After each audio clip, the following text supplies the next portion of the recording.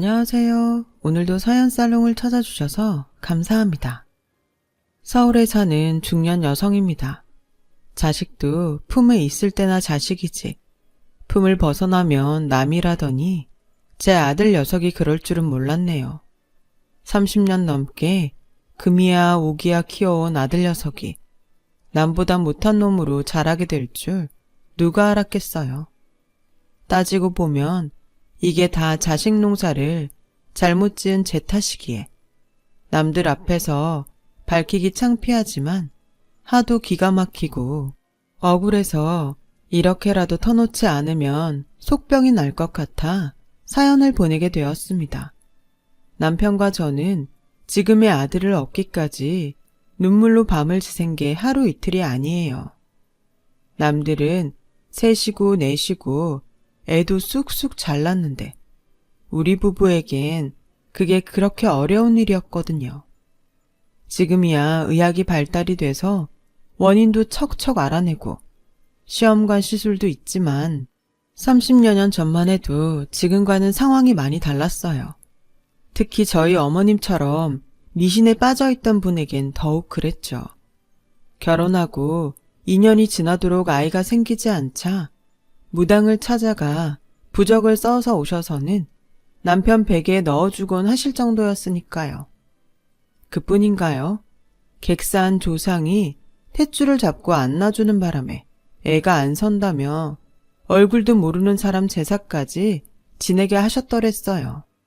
그래도 안 되니 후처 자리까지 알아보셨지만 남편이 질색을 하는 바람에 결국 뜻은 못 이루셨죠.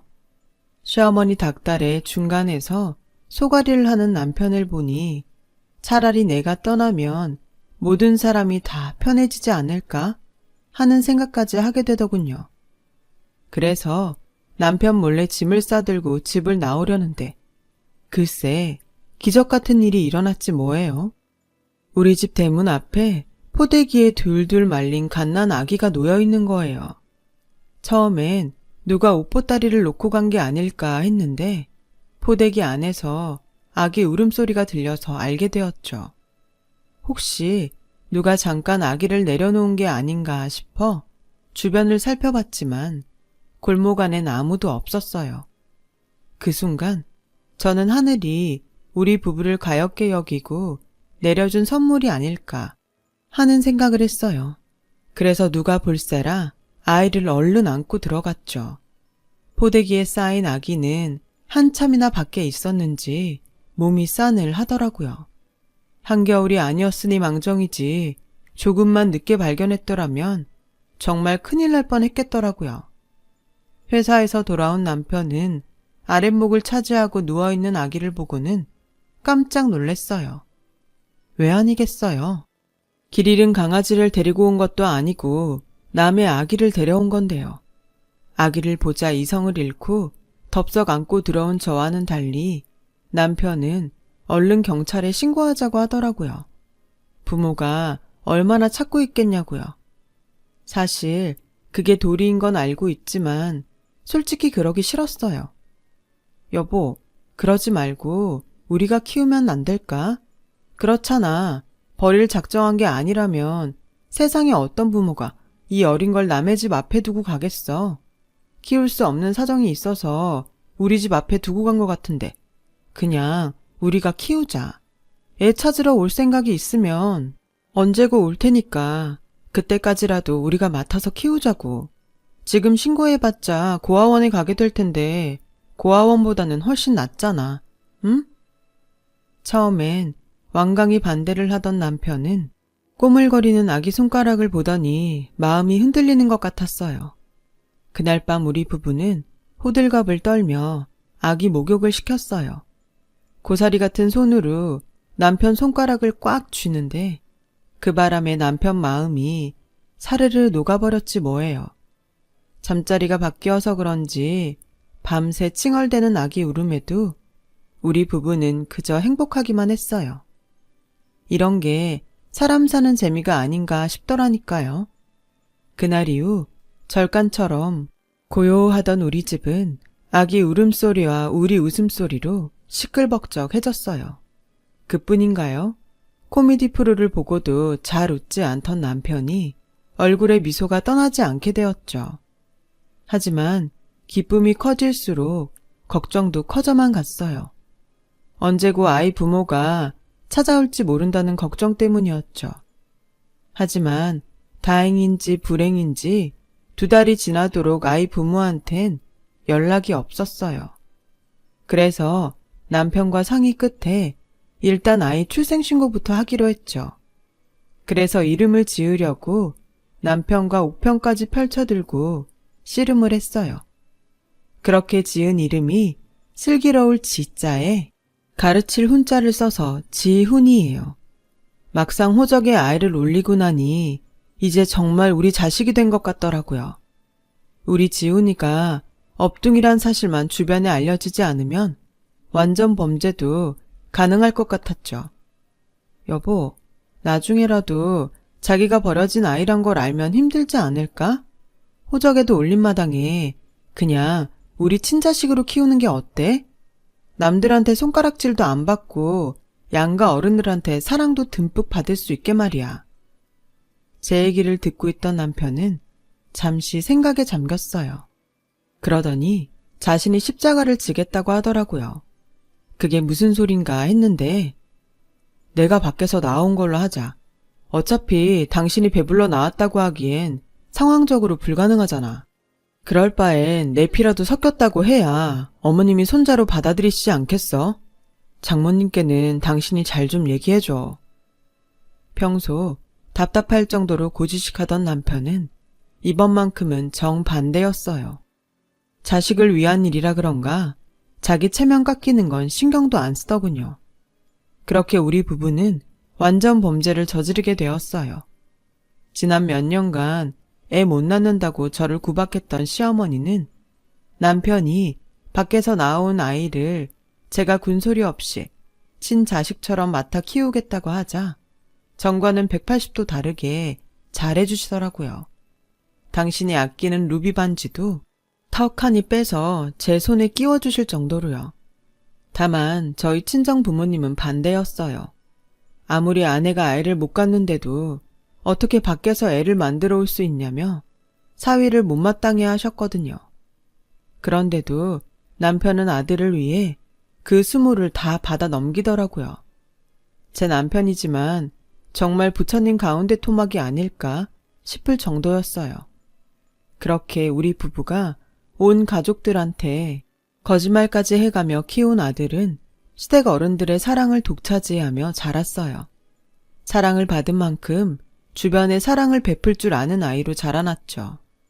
우리 부부에겐 더 없는 행복이었어요.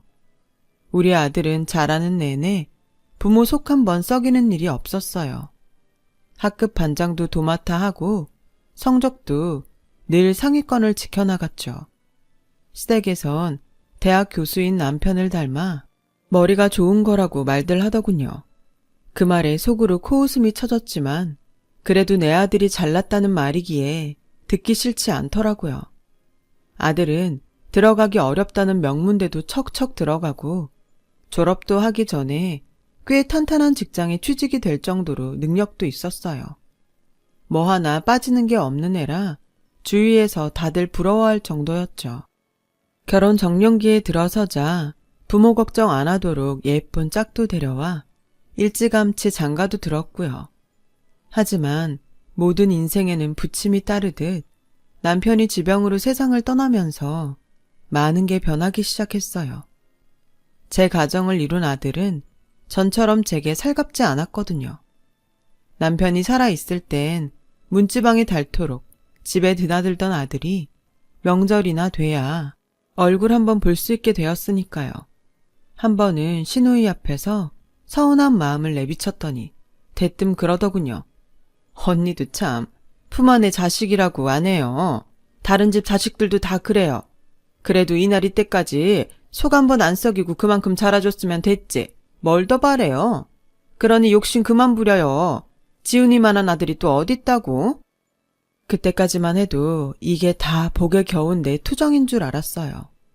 그런데 괜한 기우가 아니었더라고요. 그날은 남편 제사라 아들네가 집에 오기로 한 날이었어요. 괜히 제사다 뭐다 며느리 힘들게 할까봐 일찌감치 장바다가 혼자 제사 음식을 끝내놓고 있었는데 글쎄 밤 10시가 넘도록 애들이 안 오지 뭐예요. 혹시 오는 길에 사고라도 난 게 아닌가 싶어 전화를 해봤는데 전화기도 꺼놨더라고요. 결국 자정이 돼서야 하는 둥 마는 둥 혼자 제사를 지냈어요. 그리곤 막 상을 치우려는데 그때서야 아들한테 전화가 왔더라고요. 어쩌죠? 해외 출장이 길어져서 이제야 서울에 도착했어요. 엄마, 혼자 고생이 많으셨죠? 죄송해요. 오늘 늦었으니까 수요일 내에 한번 찾아뵐게요. 일 때문에 그랬다는데 어쩔 수 있나요? 하지만 그런 거라면 지쳐라도 혼자 보냈으면 될 것을. 내외가 연락도 없이 같이 안 온 건 이해가 안 되더라고요. 그런 거면 니처라도 보내지 그랬니? 혹시 무슨 일이라도 있나 싶어서 얼마나 걱정했다고. 설마 이 애미가 니처 일 시킬까봐 일부러 그런 건 아니지? 서운한 마음에 툭 던진 말이었는데 엄마, 그럼 우리가 지금 거짓말이라도 한다는 거예요? 뭐예요? 그리고 매년 오는 제사 고작 한 번 빠진 게 뭐 그리 잘못이라고 그래요? 이 사람도 집에서 노는 사람 아니에요. 엄마야, 평생을 아버지 덕분에 집에서 놀며 살아서 모르시겠지만 밖에서 사회생활 하는 게 그렇게 만만한 게 아니라고요. 그러니까 꼰대 시어머니 노릇 그만하세요. 제가 다 창피해요. 아들 녀석의 말에 저는 아무 말도 할 수 없었어요. 충격도 충격이지만 아들 눈에는 평소 제 행동이 꼰대 시애미 같았다는 거니까요. 사람이 입장에 따라 같은 말도 다르게 들린다지만 제 행동이 뭐가 그렇게 아들 내외를 불편하게 했는지 정말 모르겠더라고요. 그래서 서운한 마음도 접어둔 채 걱정이 앞섰어요. 그날 이후 저는 아들 내외를 대하는데 조심스러워졌어요. 혹여 나 때문에 둘 사이에 문제라도 생기지 않을까 걱정이 됐거든요. 제가 젊은 시절 시어머니한테 하도 당하고 살아서 그런가 내 며느리한테만큼은 제가 겪은 일을 겪게 하고 싶지 않았으니까요. 그런데 이런 제 마음이 오히려 독이 될 줄 누가 알았겠어요. 며느리한테 부담을 주지 않으려는 제 마음을 언제부턴가 아들 내외가 이용을 하고 있더라고요. 사람이 몸이 아프면 마음도 약해진다 그러더니 저도 다르지 않았어요.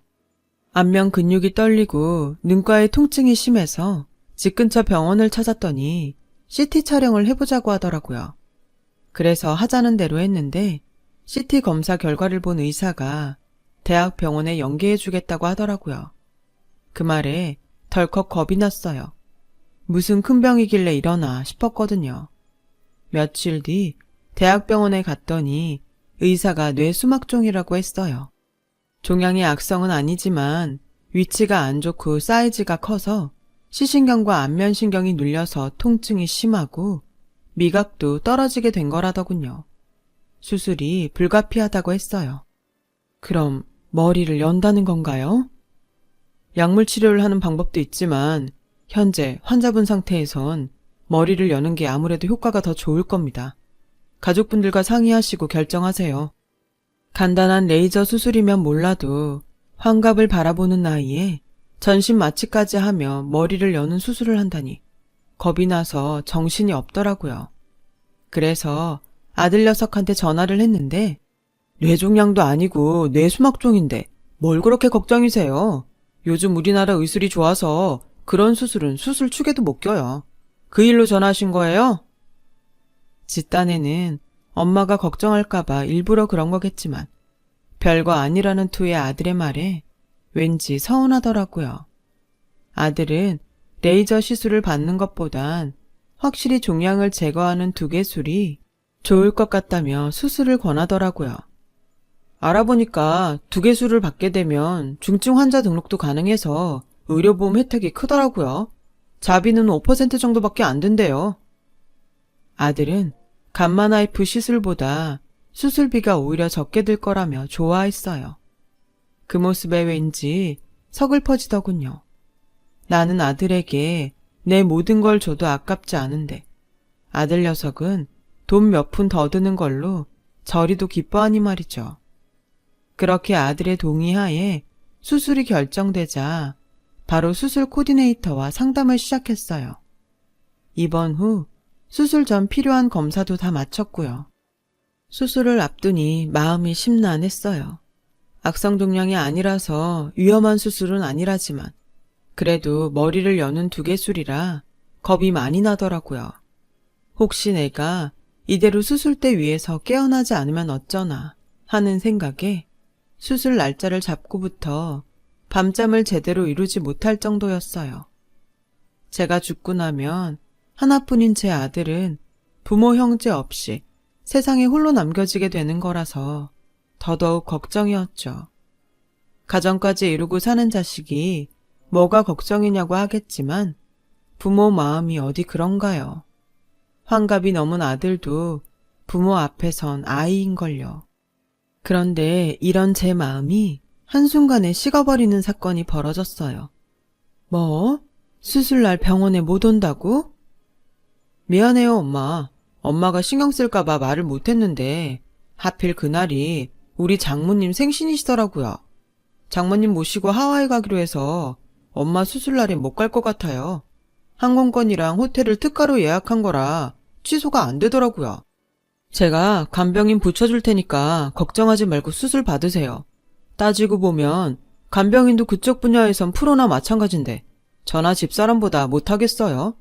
엄마 입장에선 차라리 잘된 일이죠. 병실도 2인실로 잡아드릴 테니까 마음 편히 가지시고 수술 받으세요. 그래요, 어머님. 저희가 있어봐야 어머님 신경만 더 쓰시지 않겠어요? 그럴 거 불편하게 뭐하러 그래요. 큰 수술 아니라니까 마음 푹 놓으시고 수술 잘 받으세요. 그래야 저희도 마음 편히 여행 다녀오죠. 안 그래요, 어머님? 이것들이 보자 하니까 아주 부부가 쌍으로 늙은 애미를 가지고 놀더라고요. 이것들이 지금 그걸 말이라고 해? 뭐가 어쩌고 어째? 큰 수술이 아니야? 그래, 어떤 큰 수술이면 니네한텐 큰 수술이라더냐? 암이면 되냐? 아니면 심장 이식 정도 받아야 되냐? 그것도 아니면 죽을 병이면 되겠어? 못돼 처먹은 것들 뭐가 어쩌고 어째? 니들 마음 편히 여행 다녀오게 찍소리 말고 수술이나 잘 받으라고?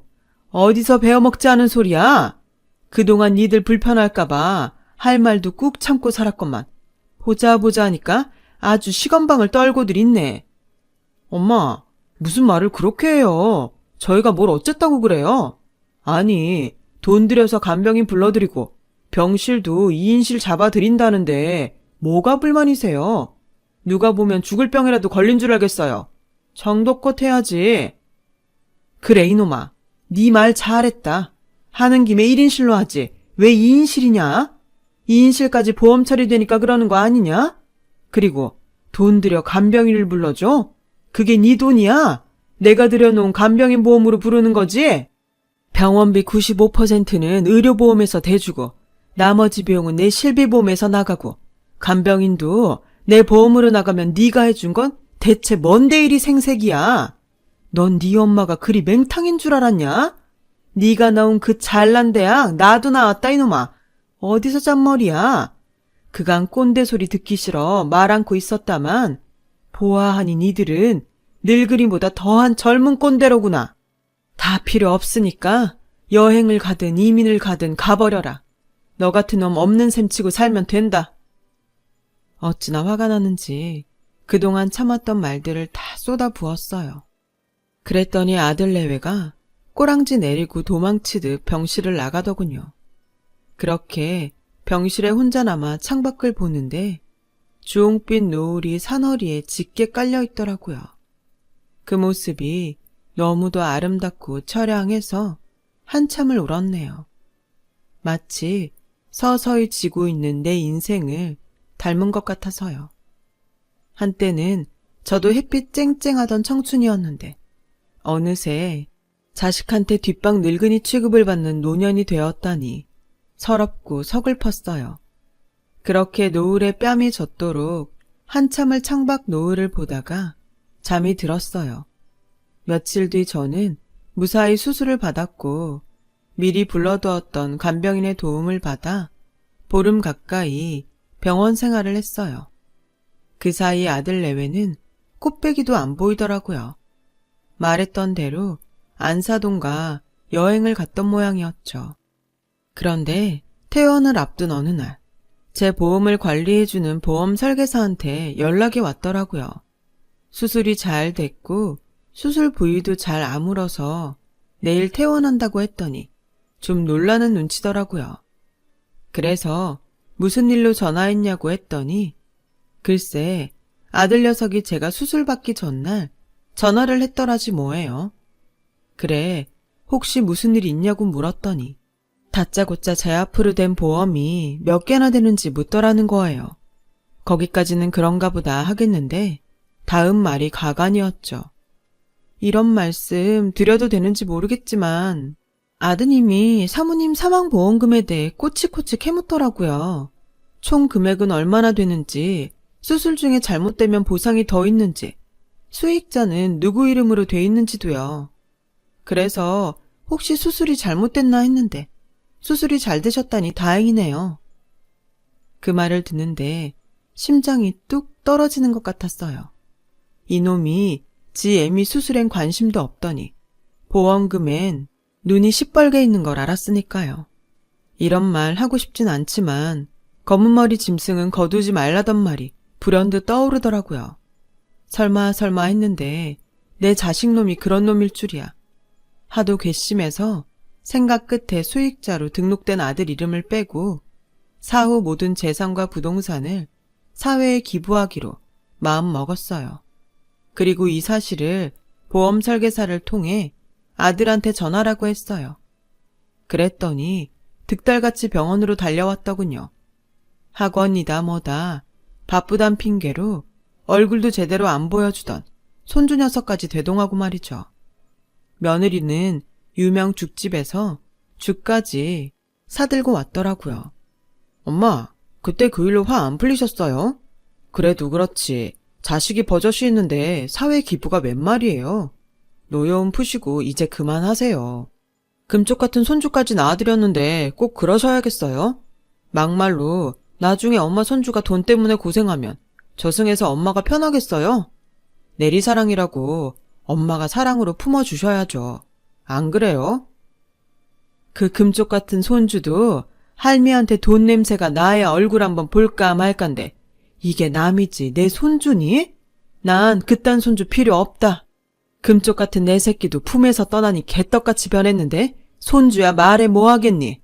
그러니 헛된 꿈 일찌감치 깨고 돌아들 가거라.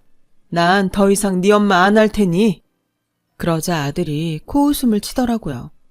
솔직히 나 엄마 아들도 아니잖아요. 아빠가 밖에서 낳아온 자식이라면서요.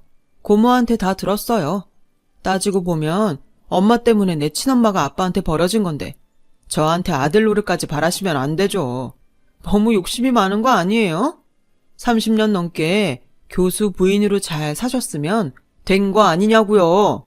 날 낳아준 친엄만 어디서 뭐라고 사는지도 모르는데 그러니까 피해자 코스프레 그만하세요. 정말 역겨우니까.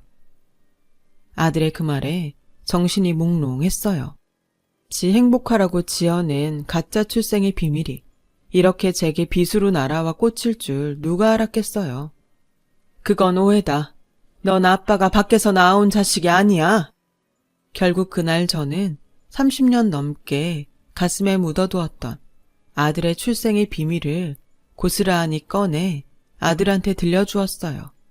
하지만 아들은 제 말을 믿으려 들지 않았어요. 오히려 소송까지 불사하며 제 남편이 남긴 재산을 돌려받겠다고 길길이 날뛰더군요. 그 모습에 정이 확 떨어졌어요. 이런 꼴을 보자고 그 긴 세월을 먹이고 입히고 키웠나 싶더군요. 그래서 네 마음대로 하라고 했어요. 얼마 뒤 아들은 남편의 유품 중 DNA를 채취할 수 있는 몇 개를 들고 유전자 검사를 했던 모양이에요. 기대와는 달리 친자가 아니라는 결과가 나왔고 그제서야 저를 찾아와 무릎 꿇고 싹싹 빌더군요. 그 모습이 마치 제 재산을 빼먹기 위해 악어의 눈물을 흘리는 것처럼 보여서 무서울 정도였어요. 모자간의 인연은 여기까지인가 보다. 널 키워준 대가를 바라진 않는다. 그동안 네 엄마로 살면서 너로 인해 많이 기뻤고 행복했으니까. 하지만 거기까지다. 너는 너한테 줄 것도 주고 싶은 것도 없어. 고마움을 모르는 놈한테는 천금을 준들 고마움을 알겠니? 그러니 여기서 힘 빼지 말고 돌아가. 내 마음은 안 바뀌니까. 저는 아들을 집에서 내쫓았어요. 대문을 걸고 돌아서는데 다리에 힘이 빠져서 그대로 주저앉고 말았어요. 지난 세월이 헛된 시간이었던 것 같아 그렇게 허망할 수가 없더라고요. 시간이 약이라고 시간이 지나면 상처 입은 마음이 나아질까요? 글쎄요. 아직은 잘 모르겠네요. 그래도 아직은 사람에 대한 희망은 버리지 않으려고 합니다. 제 아들을 만난 그날을 기적을 만났던 것처럼 또 한 번의 기적이 제게 찾아올지도 모르잖아요. 세상 일은 모르는 거니까요. 지금까지 제 사연을 들어주셔서 감사드려요. 소중한 부모 자식 간의 연 귀하게 행복하게 잘 지켜가시길 바랍니다. 여러분, 사연 댓글에 응원과 현명한 조언 부탁드려요. 좋아요와 구독은 저에게 큰 힘이 됩니다. 오늘도 좋은 일 가득하세요.